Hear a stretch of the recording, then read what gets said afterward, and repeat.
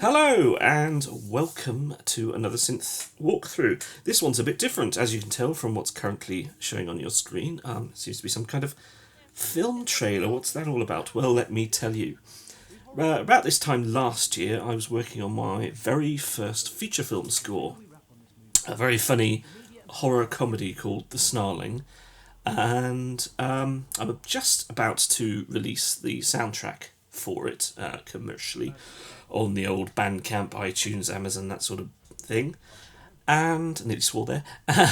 And I thought it'd be quite fun to release a sound set of the synth sounds that I created for the film.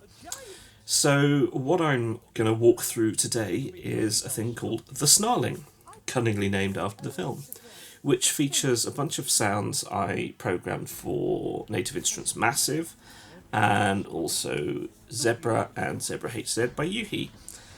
Now, there are 50 sounds for Massive, and there are 100 sounds for both Zebra and Zebra HZ. Originally, there were 50 sounds for those two that I did for the film itself, but what I've subsequently done for you as an absolute treat is basically do versions of the patches for, say, Zebra.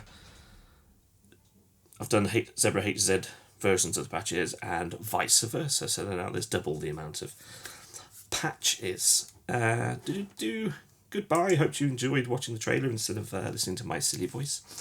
Anyway, so we'll kick off with the Massive patches, then we'll move on to Zebra, and then Zebra HZ.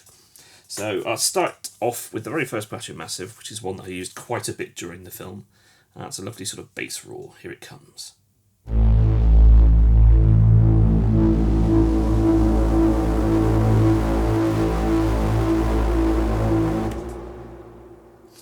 It's got a nice sort of little sort of pitch drift in the release, which I'm rather fond of. So yes, I used that in a lot of the action sequences for a bit of extra energy. And here's another one that I used quite a lot.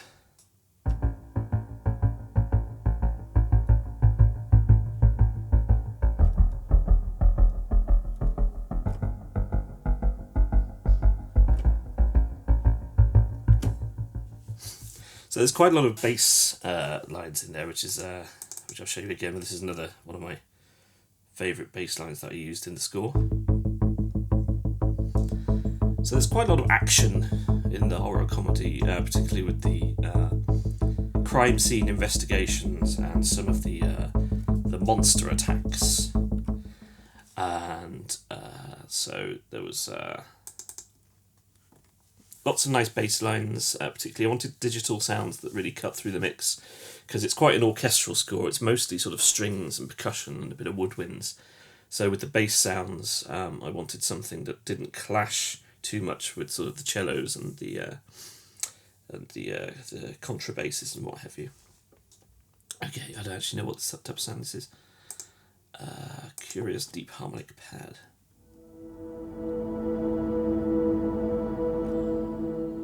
So there's also some atmospheric unnerving pads. Although admittedly, there's probably more of those in the Zebra sense that we'll come up to soon. Actually, what I think we'll do is we'll go it through bit by bit, so I know how to try and play. So leads, not very many leads, because most of the leading done in this score was done with things like solo cello and woodwinds and violins.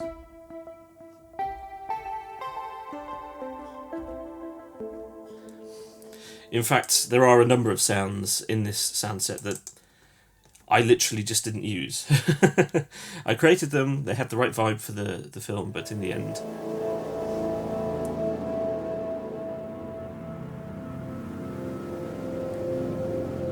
a lot of them didn't get used.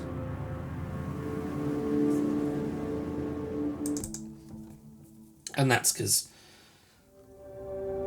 as I say, it was mostly a sort of strings and percussion soundtrack.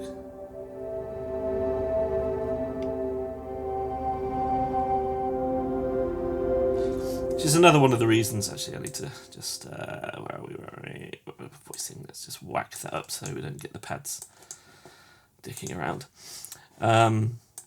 Yeah, so part of the reason I wanted to release this this particular sound set and all the sounds that I created for it is because unfortunately some of them didn't get used, and I thought that was a bit of a shame.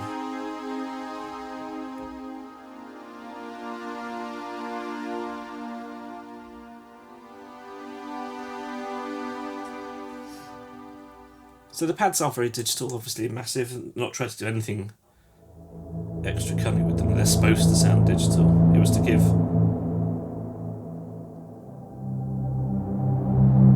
just basically a different flavour to what Zebra was providing. Zebra's obviously more organic and analogue, and this was just, let's do digital stuff.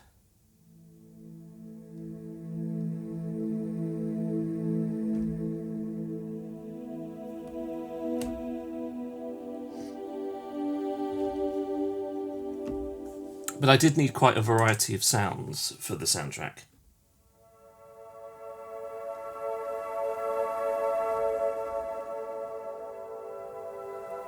Because it's split up into very sort of defined parts. There, at the centre of it, there's this group of three friends who hang around in a pub a lot, and basically get sort of wrapped up into this sort of strange horror scenario. Nice dirty on this one.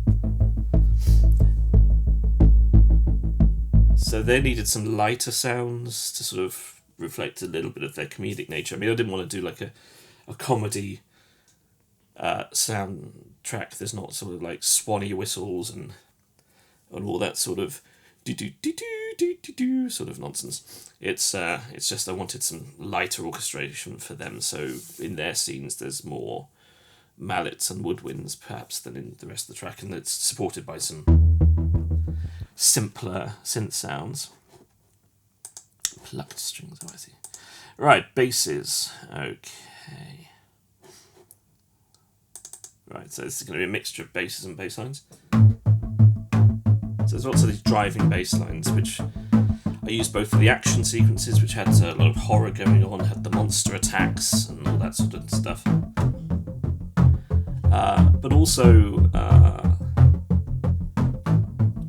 for the sort of the police investigating the deaths. Now, the police are quite funny and they're incompetent, and they just, they have the clues are right in front of them. They don't know what the hell they're doing, and they're just generally very silly indeed. And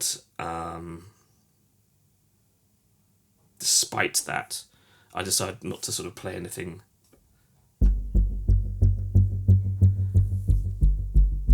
overly comedic. I actually just gave them sort of normal, sort of detectiving sounds. So a little bit CSI, a little bit Harry Gregson Williams kind of approach.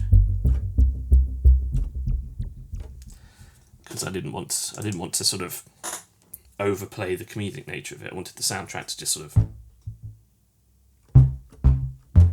Here's an actual bass, not a bass line.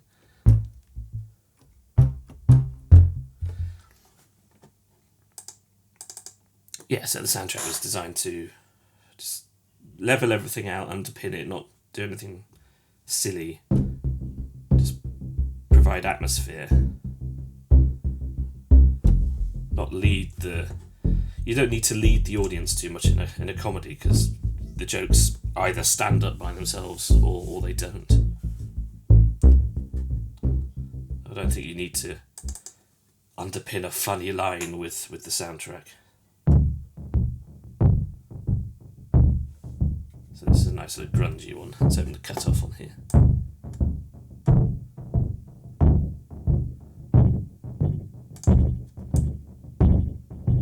It's more unstable.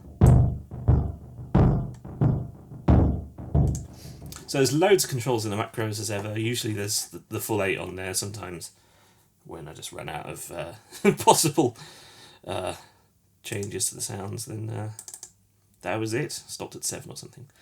So there's some nice percussion lines. I wanted some nice sort of digital loops playing underneath scenes and stuff. These came in very useful indeed.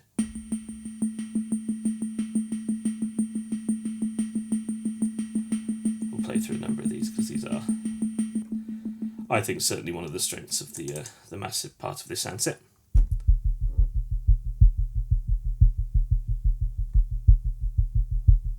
This is one that I used quite a lot.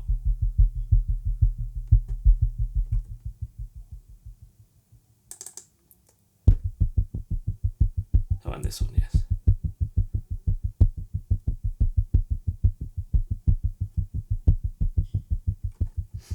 So they're very much supportive sounds. Nothing that's going to be right up the front.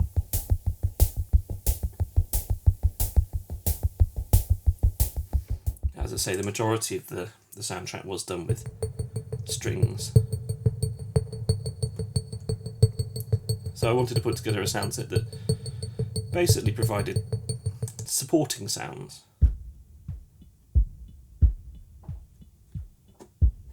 So we've got to cut off on this one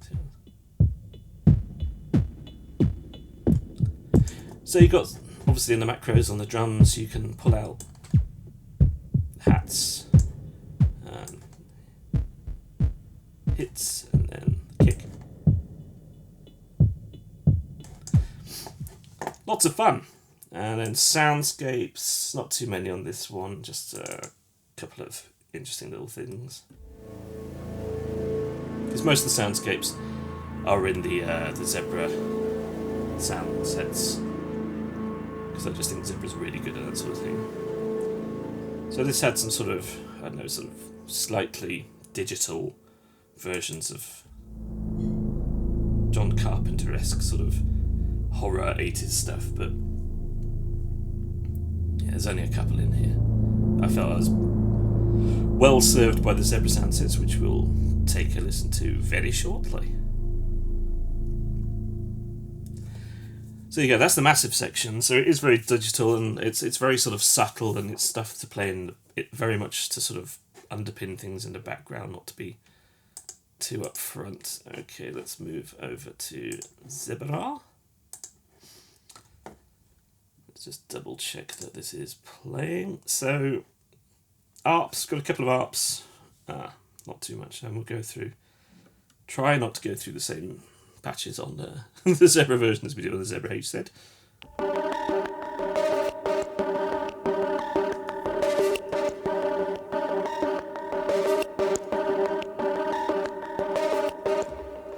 So that one's quite noisy and a little silly almost.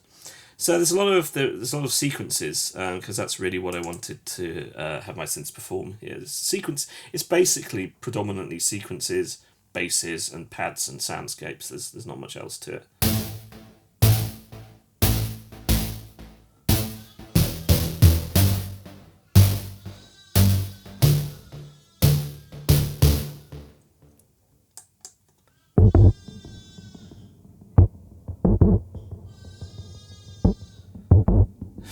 My daughter's making a racket again.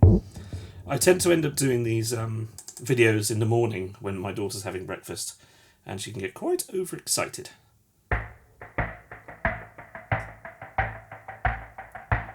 Yeah, so it's definitely one of the reasons I really like this sound set, and I've used it quite a bit since, is it's just got really nice sort of relatively simple sequencing sounds.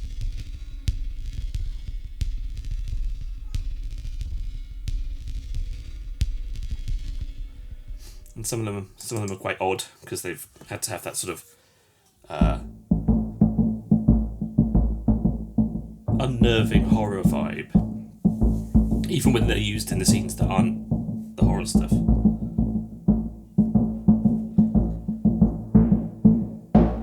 Odd wheel.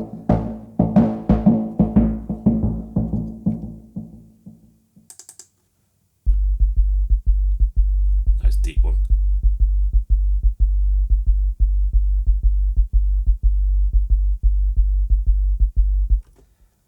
And here's my favourite named, silly named patch in the set.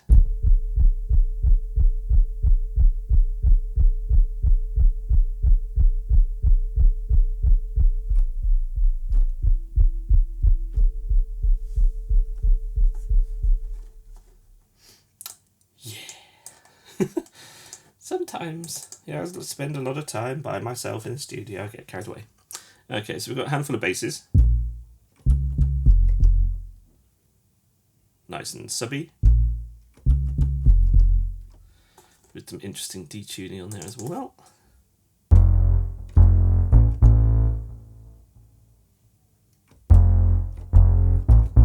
The basses are fairly simple. Obviously, some of them have a touch of nastiness to them.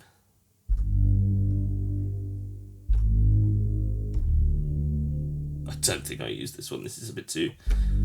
I was probably having a bit too much of a 80s moment with that sound.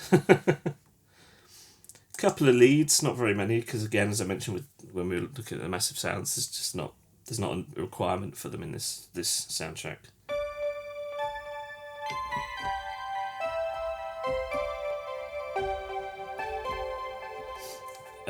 Yeah, ultimately that would never have fit. Basically, that just would not have worked. So we've got some loops. Again, to generate that little bit of energy and underneath the orchestral sound.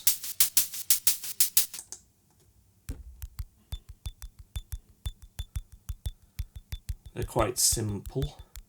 Simple? A lot of M's in that word there for some reason.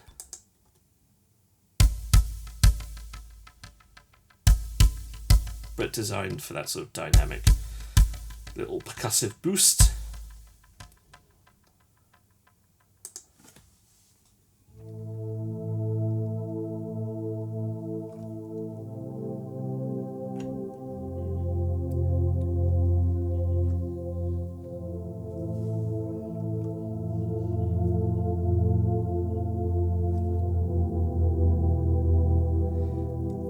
I didn't actually end up using as many pads as I thought I might, actually, in this soundtrack.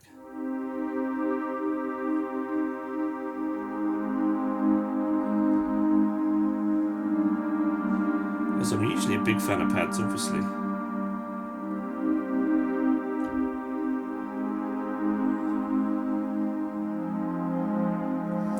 But I tended to end up doing sort of the paddy stuff with the strings, particularly some of the lovely flautando patches you get in the Spitfire libraries.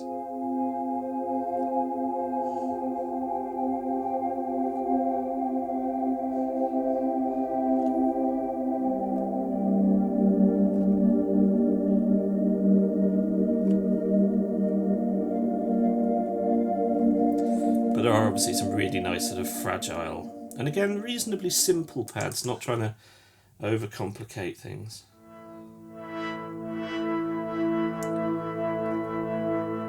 This is probably one of the most complex pads in here.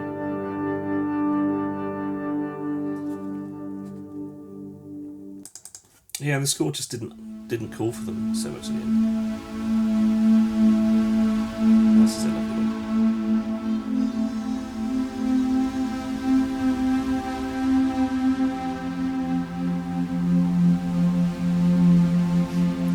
Ultimately, there just wasn't a place in the score for it, unfortunately.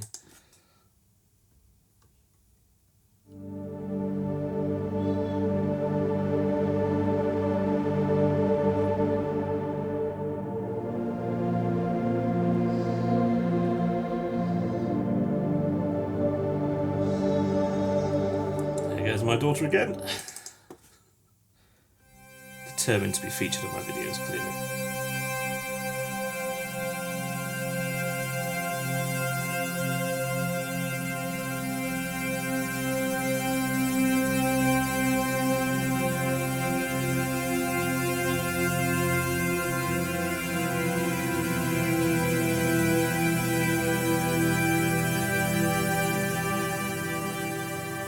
You really can't beat Zebra for pads.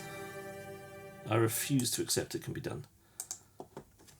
Okay, so now we get into the creepy territory with the soundscapes, which are super sort of, yeah. So loads of sounds just to add tension, basically. This is just sort of tension city. So like a patch like this, you've got very little movement in the actual cell itself, which I think adds more tension.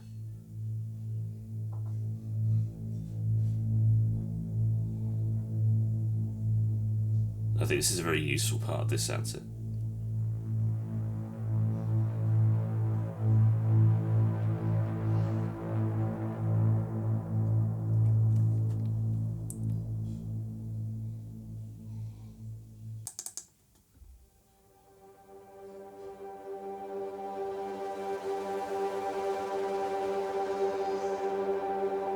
Some evolving distortion on this one.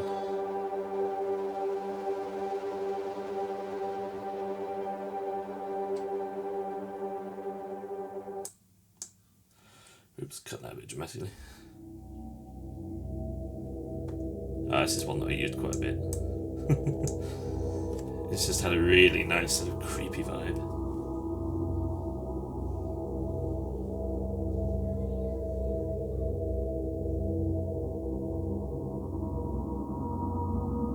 And a lot of movement.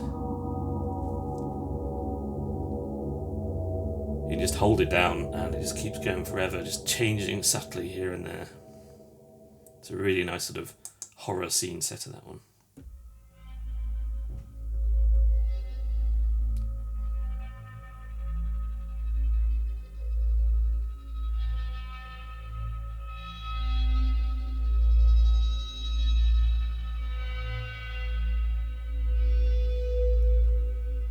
Another very cool one.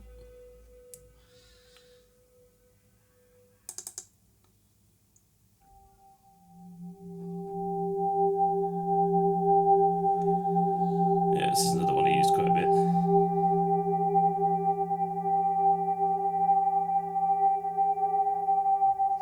Sometimes you need a sound that is suggestive of something going wrong, but not too suggestive.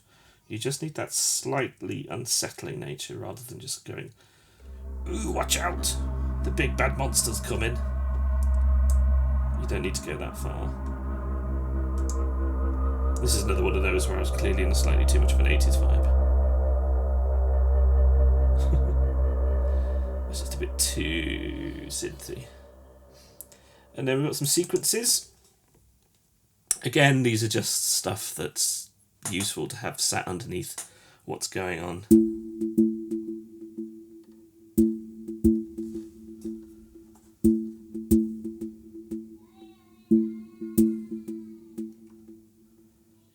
Nothing too crazy. And there's quite a sort of glassy melody edge to them because I did want organic sounds. Because it's quite an orchestral score, there's loads of strings, and two of the lead instruments are a sort of a mellow vintage guitar and a hammered dulcimer. So I wanted synth sounds that sort of fit into that vibe without being too clashy. So yeah, this is very sort of subtle, just adds a little energy. This one was 280s, so this one didn't get in. Oh, it's quite nice and fun.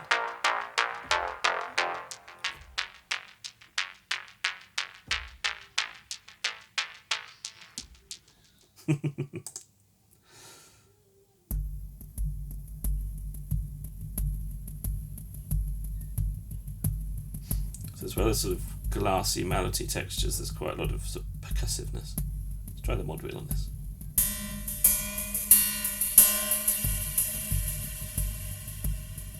Quickly goes quite crazy. And then we'll end on this one, shall we? I think I used this one a bit in the final scene where there's the big monster attack. It's nice and driving.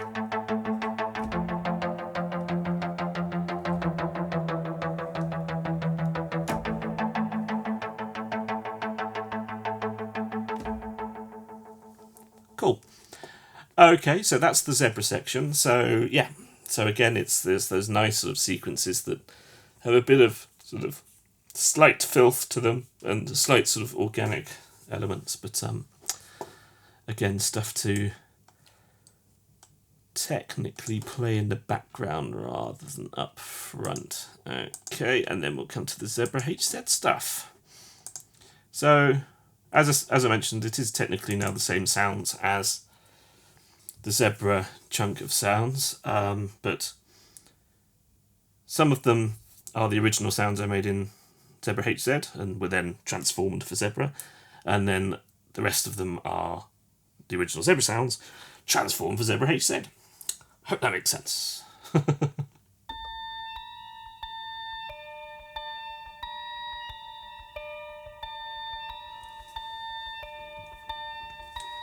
at that EQ curve. Did I want to get rid of some of the bass, perhaps?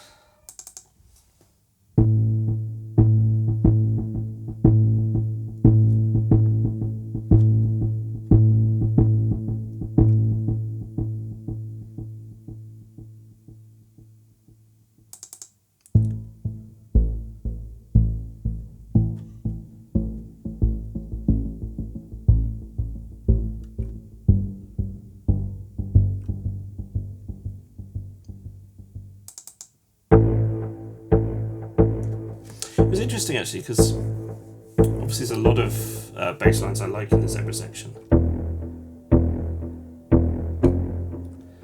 but I did end up using more of the bass lines that I did for Massive. I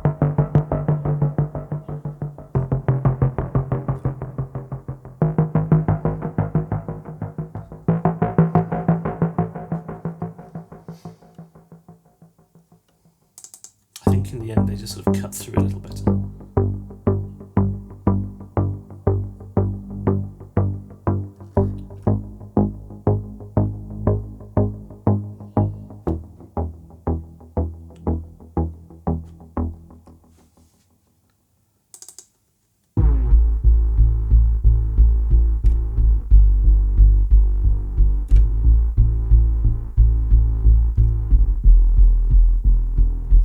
But when you've got over 150 sounds to choose from, which is what I had originally for the soundtrack itself, you're never going to be able to use them all.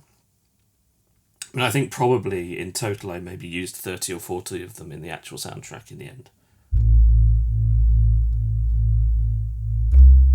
Nice and subby. Because essentially it's not a synthy soundtrack particularly. I mean, the synth sounds that get most use are the bass lines and the soundscapes.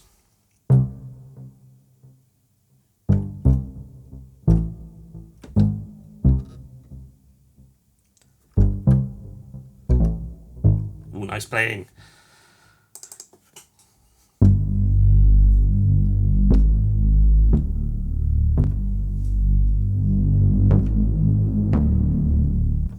Nice and punchy as well as roary.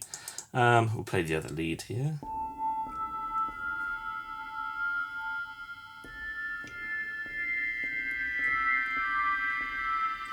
Now this is a lead I absolutely loved, but I just didn't find somewhere to put it. There was never quite the right moment for it, which is a shame because it is rather lovely. Okay, who can remember which patches we played last time? Yeah, not me, governor. Genuinely can't. Okay, let's go for this. No, I think that was the one we played, wasn't it? I'm just trying to play different patches to the ones we played in there. I think I am. And what I'll do at the end is I'll actually do some comparisons.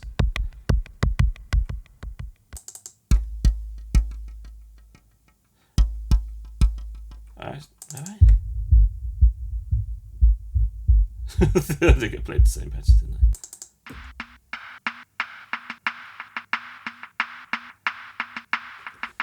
Yeah, big fool. Anyway, let's go through the patches. What I was going to say, yes, I will just quickly go back and take you through a couple of patches just to show the Zebra patch versus the Zebra HZ version of it, because I think that is something that people have asked me about doing in my videos, so we'll finish with that. Don't you worry.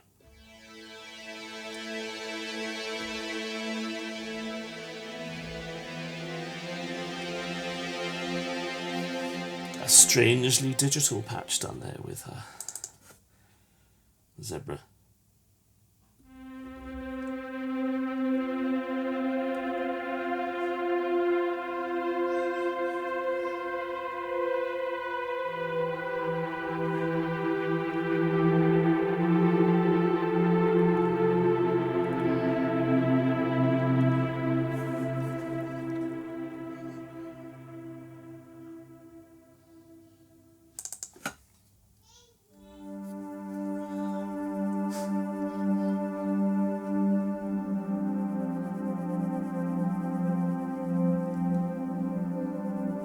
Let's try the mod wheel.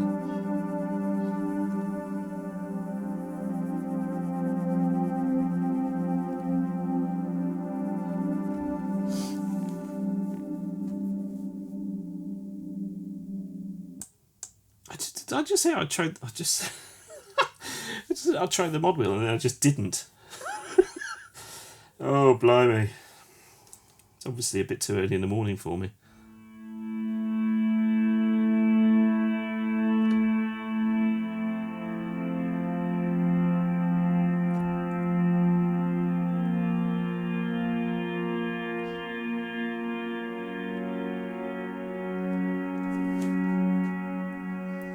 So yes, the pads are relatively simple.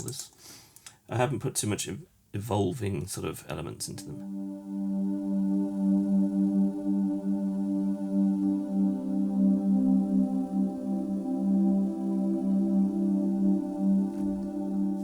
Because I didn't ever think I was actually going to really need them in that sense. The soundscapes do that job for me, really.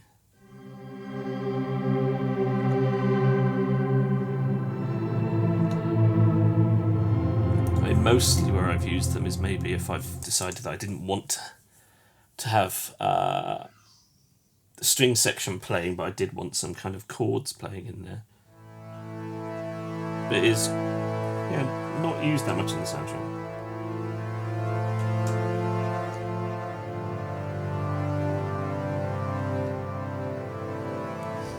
And if you are interested in the soundtrack, what I actually did with these sounds and various lovely Spitfire libraries, which is what I did most of the soundtrack in.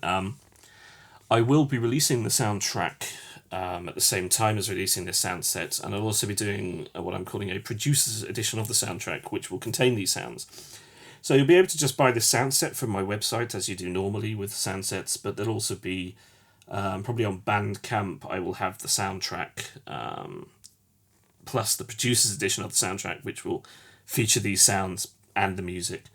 Which you'll be able to get if you're interested, and then the actual soundtrack itself will be on all the usual places: iTunes, Amazon, Spotify, all that malarkey.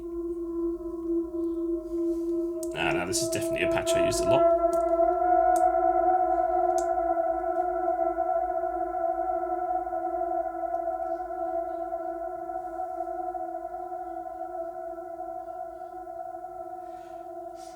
Let's play Dark Cloisters 2. This one goes out there to Mr. Ed White, good composer friend of mine, who ages ago told me he used the Dark Cloisters patch from, I think it was Continuum, in a sci-fi score he was doing. He used it a lot.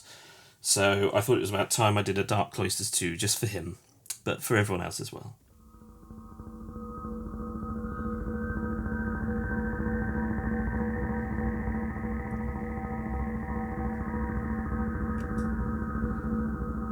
And I think we can all agree it was worth waiting for.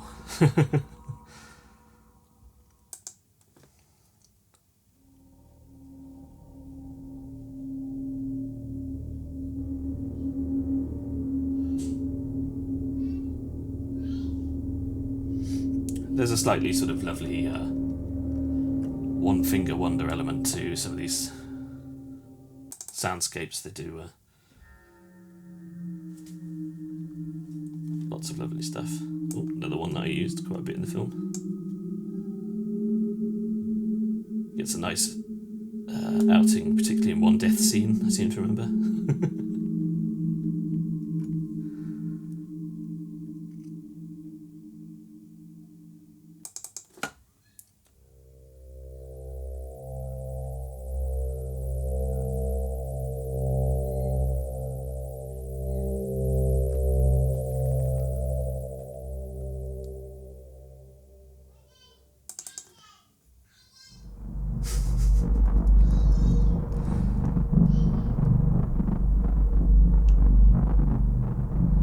See, I would try and do these videos whilst my daughter's asleep, but she's at an age where that's less frequent than it used to be.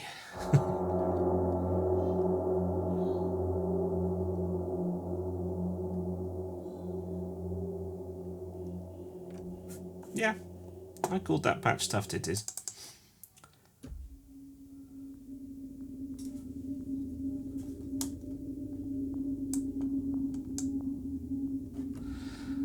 Okay, oh, I've been playing these.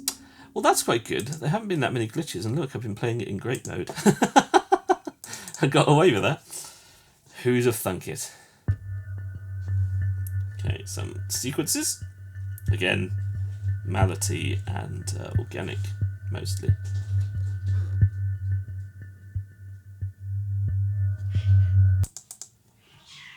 Oh god, now my cats are getting in on the act. It's not my morning, is it? Baby crying, cats attacking each other. I reckon in about 5 minutes, a plane will crash into my house.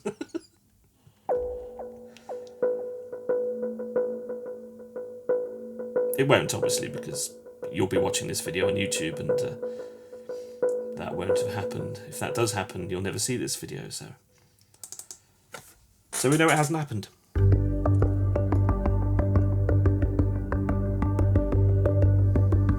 There's a sound that was never going to get into the score.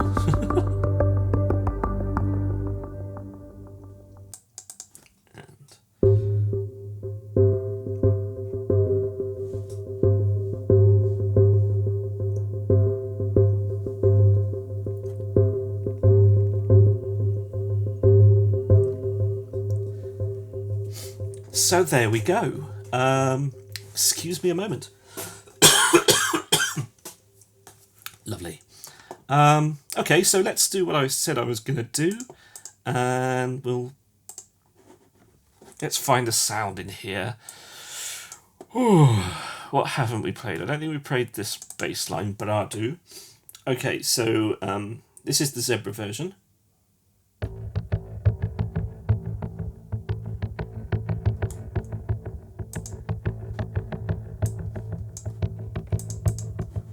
Okay, now let's hear the Zebra HZ version. So you can hear that rhythmically it's the same. The arpeggiator hasn't changed, but there are some subtle differences. Okay, what else did we play? Let's find a bass. Pretty sure we didn't play Dolcellata. So that's nice and deep.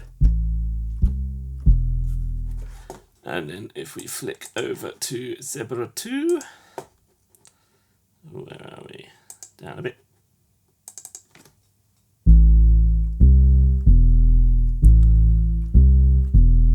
It's not hugely different, that one, but there's some subtle difference to it. Let's find a pad we didn't play. I don't think we played Coconut Rice.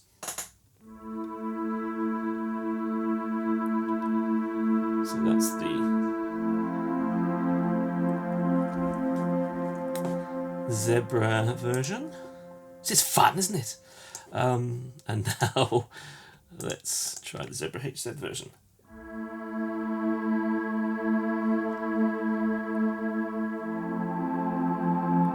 So a little bit more sort of squarey, pulsy kind of vibe going on there. Should we do another one? Virtue? I don't think we did that one. It's got a nice heart attack and some squelchy stuff.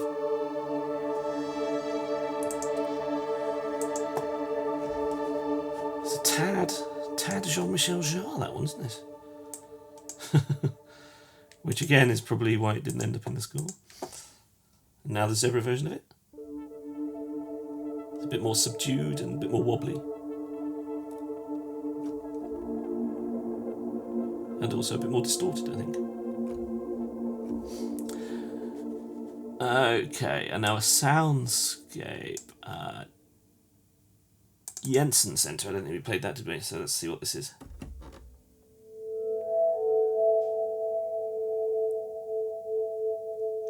It's quite subtle and glassy. Not one of the most horror-y ones, which is quite nice. There's the...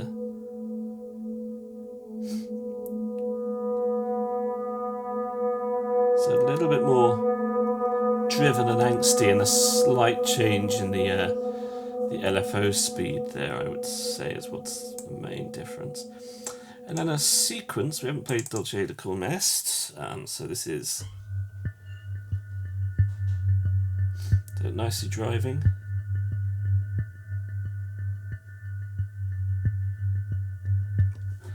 Got a really nice rhythm to it, that one.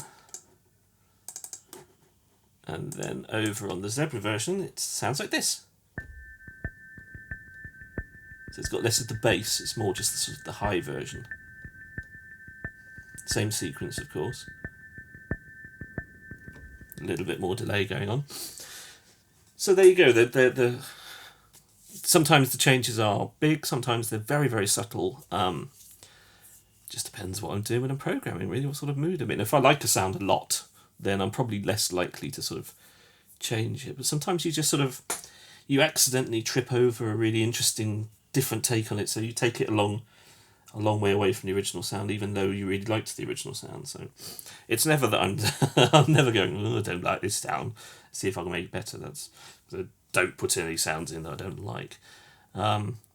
Yeah, so hopefully that little bit at the end gives you a vibe for why things are different and why I do things like this. So that's it. That's the Snarling. Very special sound set for me. So it's very obviously close to my heart in that I used it on my first ever feature film score, which obviously was a great honour for me. And so it is special. So treat it kindly when you use it. But you know, because of the demands of the project, you can see that, you know, your your soundtrack is not going to sound like my soundtrack just because you use these sounds, because these sounds were a relatively small part of the actual soundtrack itself. As I say, it was mostly orchestral and percussion and a few sort of little plucked string sounds and stuff. And they're all quite backgroundy sounds, so it's never going to be the stuff you play right up the front. And also, I didn't use them all. You know, there's 250 sounds in here, and as I say, I would have probably used about 30 or 40 of them in the actual score itself. So yes, that's the Snarling. As I say, it'll come in two versions. The one from my website, the unfinished.co.uk, which is just the sound set. But then you'll also be able to buy a producer's edition of the soundtrack, which will include this sound set plus the original score, which is I think it's about 45 minutes of music from the score. And obviously I'm very proud of it. And obviously as a composer, there's loads of things I want to go back and change slightly, but it's too late now, but there you go. And I've done a demo track actually for this, for the Snarling, which is a slight adaptation of one of the cues from the track, from the soundtrack. So if you enjoy if you enjoy my demo track, you'll hopefully enjoy the whole of the soundtrack. And I think it's also interesting listening to the naked version of that, because I haven't really done it as a proper demo. I haven't used a lot of sounds from the sound set. I think there's only maybe 5 patches in my demo track, and I think when you actually listen to them naked, despite the fact there is only 5 sounds throughout it, there's quite a lot going on in just those 5 sounds, which I think is basically shows off the strength of this soundtrack for me. This sound set for me, and this soundtrack maybe. Yeah, no, let's not blow my own trumpet. But yeah, the sound set. Yeah, I think it's really useful. I don't think it matters that it's something I've used before in a film. I don't think anyone's ever going to notice that. And there's enough patches in there that you'll probably never use the ones that I used. So it's as simple as that, really. So thanks again for watching one of my walkthroughs. I hope you enjoyed the sounds you heard, including my daughter singing and my cats fighting. That was an extra exciting bonus, wasn't it? Okay, well, have a lovely Christmas if I don't speak to you before then, and I will see you in the new year when I've got some very, very intriguing new projects up my sleeve, so I have. Anyway, ta-ta for now.